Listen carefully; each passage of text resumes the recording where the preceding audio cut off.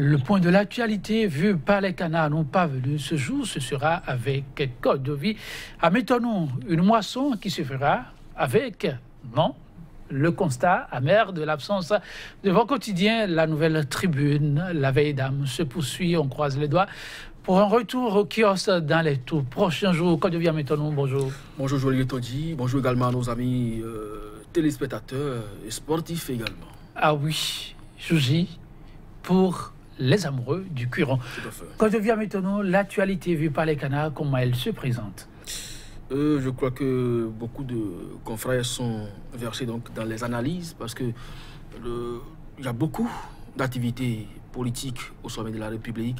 Ça bouge au niveau de la Cour constitutionnelle, comme vous l'avez dit, au niveau de l'Assemblée nationale, ça travaille, les codes sont votés, mais est-ce que cela répond donc aux préoccupations des uns et des autres? C'est à voir.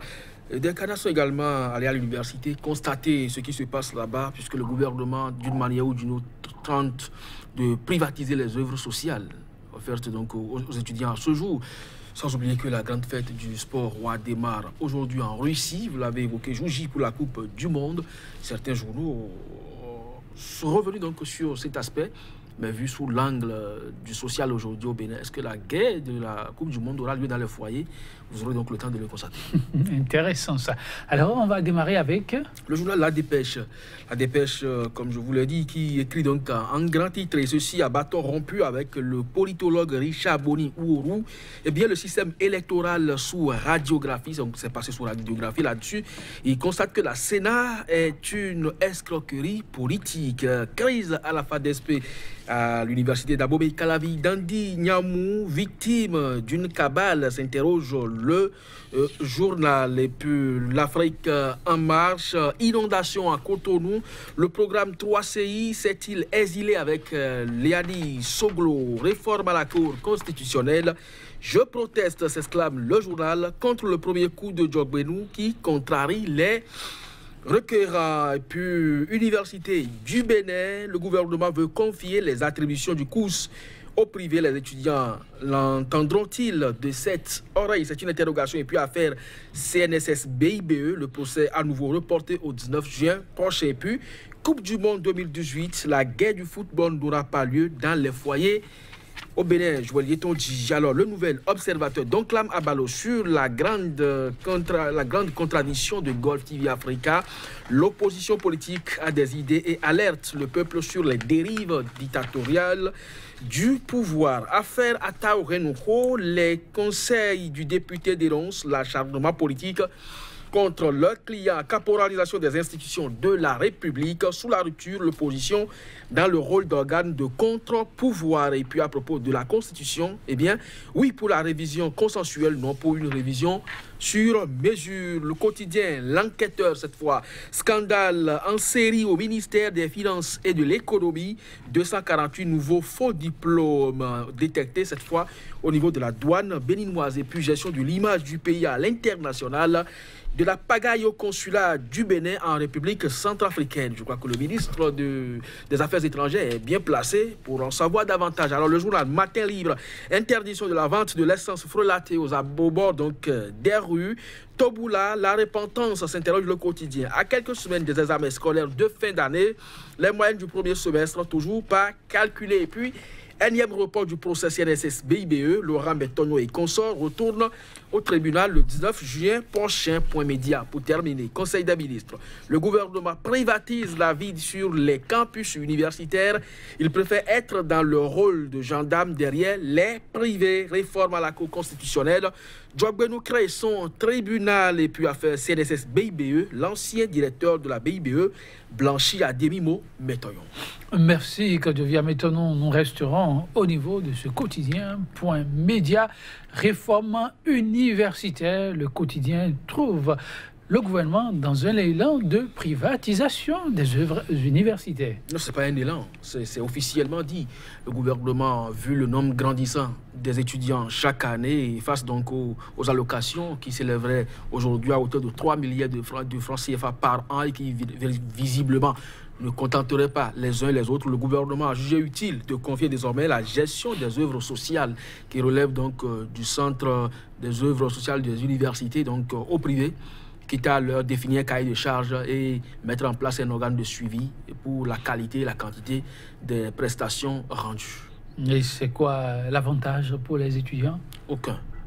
Aucun, dans la mesure où lorsque, fut-il les cahiers de charge que vous confiez à un privé, lorsque c'est un privé, il doit forcément faire des bénéfices.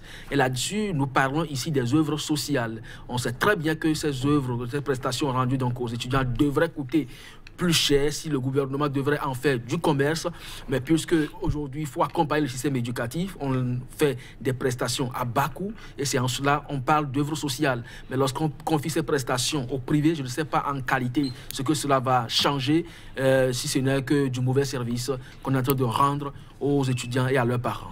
Pour l'instant, les étudiants sont attendus quant à l'issue et le regard qu'ils portent sur cette réforme. On reviendra là-dessus. L'Afrique en marche, Côte d'Ivoire à Méton, qui nous apprend, comme le point média aussi est revenu là-dessus, affaire CNSS BBE, le procès à nouveau reporté au 19 juin.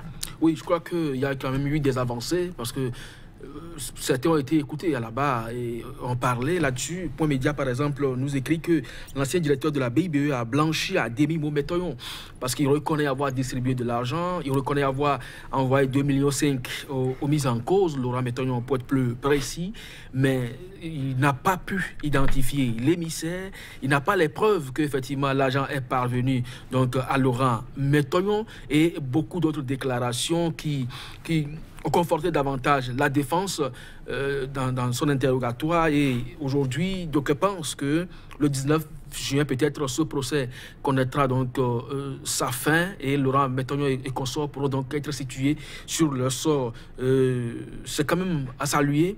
Et si il pouvait également en être ainsi pour l'honorable Atao Renho, dont le collège d'avocats aujourd'hui dénonce un acharnement politique, je crois que la justice béninoise sortira davantage grandie. Ah oui, on suit de près ce dossier. Quand devient étonnant, que se passe-t-il à la mairie de Cotonou? Assez de bruit de bottes ces temps-ci, mais l'Afrique en marche nous apprend qu'en dehors de cela, le constat sur le terrain le pousse à s'interroger.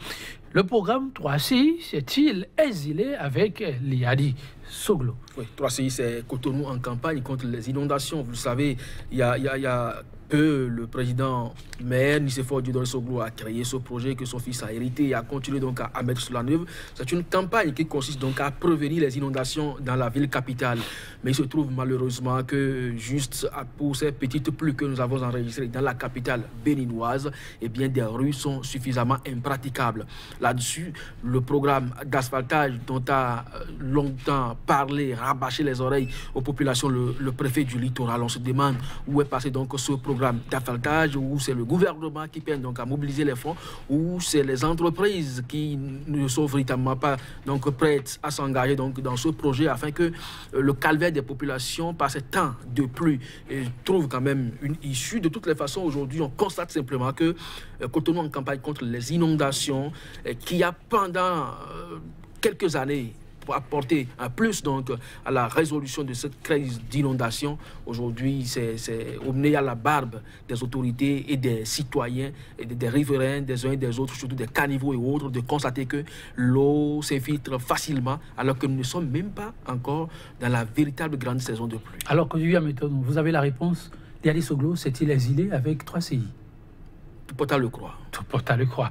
Alors, on me dit qu'on a encore quelques secondes quand devient étonnant, si vous permettez, quotidien l'enquêteur qui constate 248 nouveaux faux diplômes d'ITT à la douane béninoise. C'est une prouesse qu'il faut saluer de la part des autorités en charge aujourd'hui des finances qui participent donc davantage à toiletter l'administration publique, fut-elle douanière maintenant. Les mises en cause, comment sont-ils parvenus? Ils sont aujourd'hui à quelle ancienneté dans le corps? Il faut donc pouvoir donc nous situer et ce n'est pas seulement ces exploits qu'on veut. On veut savoir qu'effectivement, la lutte donc contre les faux diplômes, la lutte contre la corruption, elle est d'ordre général et concerne tout le monde. Et si on le fait de façon sélective et créer donc... Parce que on n'est pas sans savoir que la douane aujourd'hui a monté au créneau pour dire que le programme de vérification nouvelle génération quand même a fait gagner beaucoup de sommes à l'État béninois. Et la plupart des journaux aujourd'hui qui sont en train, en tout cas vous le savez déjà, C'est ce qu'ils ont placardé aujourd'hui à la une. Et dans ce même registre, on sort 248 faux diplômes au niveau de la douane. C'est quand même un véritable contraste et qui ne saurait justifier ce qu'on mène comme lutte. Il faut que cette lutte soit, en tout cas, générale pour qu'on sente que le gouvernement travaille pour le bonheur de tous. Important plaidoyer. Quand maintenant me dit que j'ai encore 1 minute, alors vous y allez très très rapidement. C'est le Nouvel Observateur qui rapporte suite au mouvement observé ça et là par rapport à une probable révision de la Constitution. Oui, rapporte-t-il après une enquête pour une révision de la Constitution, mais une révision consensuelle. Oui, on l'a toujours souhaité et tout le monde en parle. D'ailleurs, aujourd'hui, le consensus a valeur, en tout cas, le mot consensus désormais a valeur constitutionnelle. C'est juste dans le cadre de cette révision de la Constitution que cela a été émis comme idée et volonté donc par la Cour. Aujourd'hui, tout le monde est d'accord que la Constitution soit révisée, mais que ce ne soit pas les ONG qui se rassemblent derrière un certain alcré pour nous demander de réviser. Écoute que coûte la Constitution parce qu'on veut prescrire un certain crime et donc faire en sorte que la Cour des comptes soit désormais constitutionnalisée. Non, on veut quand même que la Constitution soit révisée pour le bonheur de tous. Merci à vous. Quand je viens à Méthonon, je rappelle qu'on ne se verra pas demain. Demain, vous changez de patronyme, c'est Moïbi. Appelez-le ainsi, demain il vous répondra activement. Merci de nous avoir tenu compagnie à lundi. Et n'oubliez pas, j'aime aussi de la bonne viande. Mesdames, Messieurs, merci pour l'instant revue des titres. À très bientôt.